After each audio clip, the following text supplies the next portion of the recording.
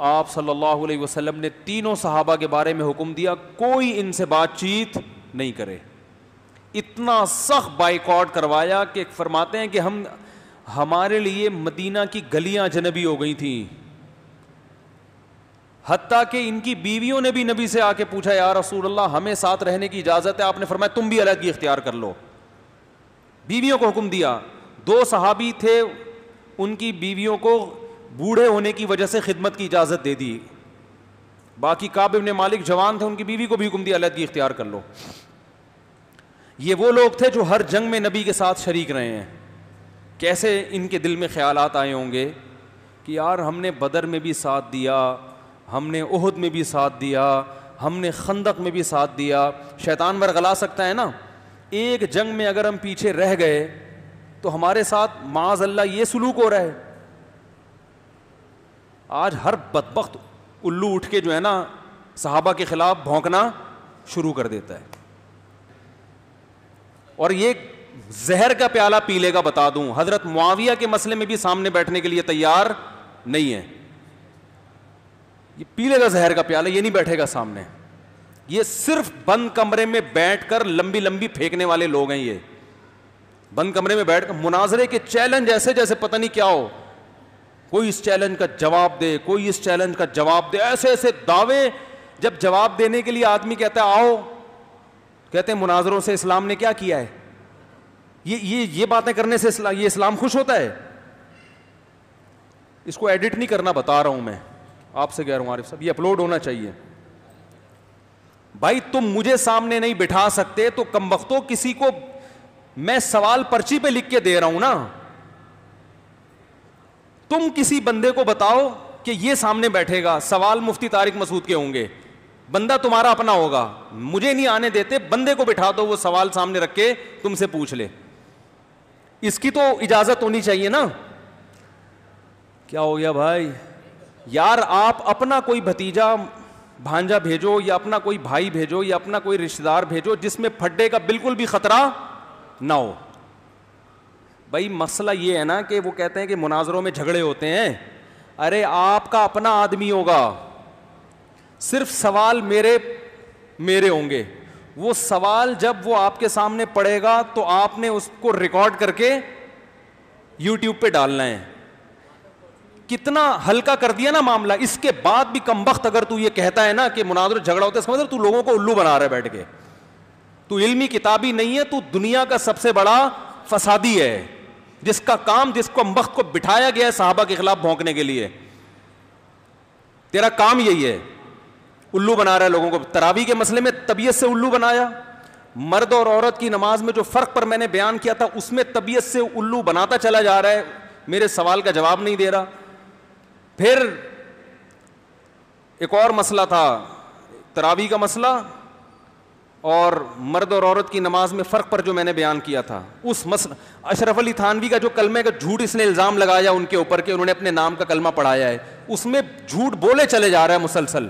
اتنا ڈھیٹ آدمی کہ جھوٹ بولے چلے جا رہے ہیں. میں دعوے سے کہتا ہوں انہوں نے اپنے نام کا کلمہ نہیں پڑھا. ایک دفعہ سامنے بٹھا دو, یہ دوبارہ کلپ بنانے کے قابل انشاءاللہ نہیں رہے گا. جھوٹ بول رہے ہیں مولانا اشرف تھانوی نے اپنے نام کا کلمہ پڑھایا, اور اس کے چمچے ابو حنیفہ کے خلاف سنیں گے سب کچھ, حضرت معاویہ کے خلاف, حضرت ابو سفیان کے خلاف, صحابہ کے خلاف سنیں گے. اس کے چمچے جب اس کے خلاف بولا جائے نا, ایک لفظ دلائل سے سننے کے لیے بھی تیار نہیں ہے. تو ان تلوں میں تیل میرے بھائی نہیں ہے. بٹھاؤ سامنے. نہیں بٹھاتے اپنا بندہ بھیجو, سوال میں لکھ کے دوں گا, لیکن میں پہلے یہاں ویڈیو پہ سوال ریکارڈ کرواؤں گا تاکہ اس میں ایڈیٹنگ نہ ہو, کہ یہ میرے محترم سے سوال ہیں اور محترم نے یہ خیانتیں اپنے بیانات میں کی ہیں, یہ چیلنج کی ہیں, جن کا چیلنج کا یہ جواب ہے. تو ان جواب کا آپ سے کیا چاہیے؟ بولو بھائی, جواب چاہیے. تو وہ سامنے پڑھ دے ان کے. اس میں کون سا پھڈا ہوگا بھائی؟ میں ہوں گا ہی نہیں سامنے, میرا پرچہ ہوگا سامنے. ٹھیک ہے نا. تو ہر چیز کو گھمایا جا رہا ہے. تو یہ جو صحابہ کے خلاف ابھی کتنا اچھا بل پاس ہوا تھا, تحفظ اسلام, یہی نام تھا نا بھائی. جن صحابہ سے محبت ہمارے ایمان کا جزو ہے, آپ ان کے خلاف گالیوں کو الاؤ کر رہے ہو ملک کے اندر. بل میں یہ تھا نا کہ کسی صحابی کو برا بھلا نہیں کہہ سکتے, اس کے خلاف آواز اٹھائی اور وہ بل پاس ہونے سے رہ گیا. تو یہ ہماری دینی تنظیمیں کیا کر رہی ہیں؟ یہ کیوں اسمبلی میں شور نہیں مچاتی؟ سب چپ چاپ بیٹھے ہوئے ہیں. 2-4 ایشوز ہیں جس پہ بس بھیڑ بکریوں کی طرح عوام ساتھ دیتی ہے تو اس پہ سب ساتھ ہو جاتے ہیں. تو جو کرنے کے کام ہیں کوئی اس کی طرف توجہ بولو بھائی نہیں دے رہا. تو کہاں سے کہاں بات چلی گئی ہے. جب صحابہ کے بارے میں ہم پڑھتے ہیں سنتے ہیں نا تو پھر ظاہر ہے کیا قربانیاں ان لوگوں کی بھائی. تو کعب ابن مالک رضی اللہ تعالی عنہ غزوہ احد میں بھی شریک رہے, غزوہ خندق میں بھی. وہ کہہ سکتے تھے میں سب میں شریک رہا تو میرا ایسا بائیکاٹ کہ مجھے کہا جا رہا ہے مجلس سے اٹھ کے چلے جاؤ. ہم جیسے نالائق ہوتے تو کیا حال ہوتا ہمارا, ذرا ذرا سی بات پہ کیسے ہم لال پیلے ہو جاتے ہیں. وہ چلے گئے اٹھ کے. کیوں؟ اس لیے کہ وہ نبی کی ذات کو نہیں دیکھ رہے.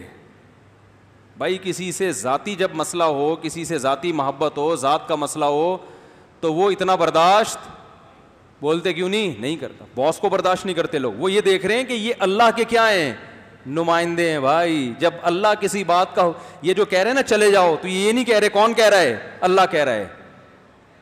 یہاں اکڑ دکھانا یہ اللہ کے سامنے اکڑ دکھانا ہے جس نے ہمیں پیدا کیا. تو صحابہ جو رسول اللہ صلی اللہ علیہ وسلم کو دیکھتے تھے وہ اس حیثیت سے کہ آپ محمد ابن عبداللہ نہیں ہیں, آپ سید الانبیاء اور رسول اللہ ہیں.